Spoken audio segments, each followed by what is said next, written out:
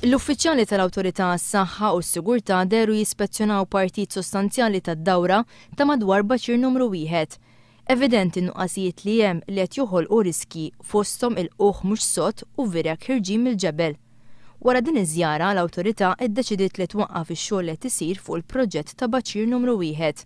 L-unika xogħol li se jitħalla jsir mill-kuntrattur huwa dak biex titjieb is-sigurtà fuq il-post. Ix-xogħol fuq il-proġett se jibqa' wieqaf sakemm ir-riski li hemm jiġu minimizzati kif suppost.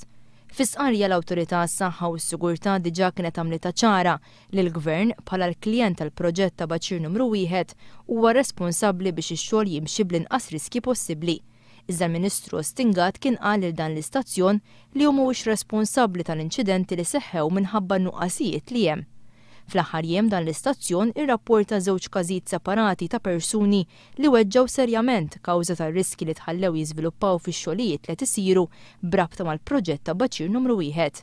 Intant f'kummenti lil dan l-istazzjon ir-rappreżentant tas-saħħa u s-sigurtà tal-kuntrattur li qed jagħmel ix-xogħol qal li ta' kuljum huma jagħmlu ispezzjonijiet u installaw nezz tal-ħadid. Skont dan ir-rappreżentant iżda dawn qegħdin jinqalgħu minn xi nies biex jipparkjaw il-karozzi. Qal li saru rapporti lill-Pulizija iżda skontu l-Pulizija ma ridux jinżlu fuq il-post.